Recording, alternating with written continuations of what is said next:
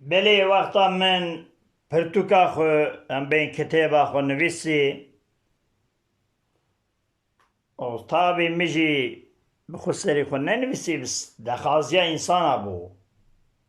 لموشه me dexazî kirin pirtûkek bira şakirê kopê binivîse. Êja deh danzdeh heb wele deh danzdeh heb adbêm ancak kitêbê de heye hinek neketine kitêbê. Ew jî rojê müşerrif da min nivîsîn mehê Remezanê her sê mehê müşerrif min şev nivîsîne.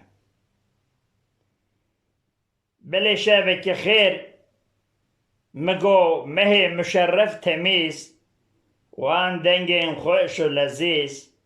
سلام دان رب عزیز بیت نابه من نعم دل که از ورا بیجم شاکری کو پی مقامه کی چوا خوندیه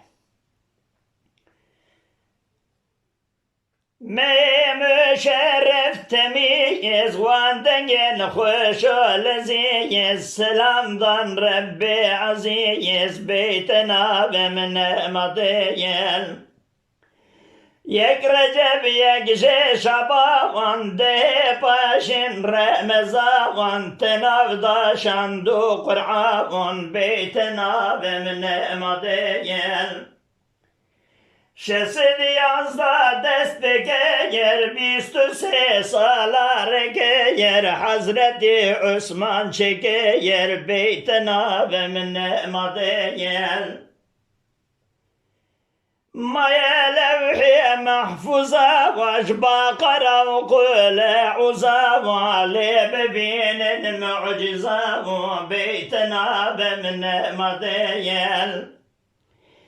شصد چار رو پلنه سدو چار دستورنه امر قانونیتنه بیت ناب من مدیل بله ev tariqa 611 dest bikir Peygamberi Resul-i Ekrem da 40 saliya wî da hatiye watê Peygamberi jê re hatiye Kur'an jî hatiye ji wê min gotiye 611 belki 611 nebe 610 be yani meh ortada hene belki maya levh-i mahfuza دبی قرآن اکنها لسر چوکا اسلامیت ہے دخونے پہ عمل دکا قانون رب العالمین یک جی لوح محفوظ لمایا گره اموی بزام بله گره مرد بزام موسى داود تا عيسى واسد وبيست چار بسوا بوان سورة نساء وبيتنا بمن مدول دبنه جازقنا يا حفظ سلسل بن منا وجنة جحنم لنا يا بيتنا بمن مدول همی جهنم دبینا یا هند چه هند مینا یا اویجی پاشتینا یا بیت ناب من مدیل مالک ردوان نتدا یا چار حبجی وانا ودانا من کرنا کرد خبر دا و بیت ناب من مدیل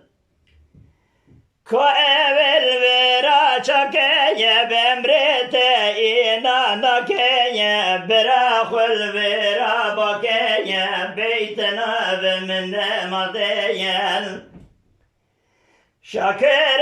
کو به ازیم کلیل که باغر زیم برمرت دلر زیم بیتنا بمن مدیل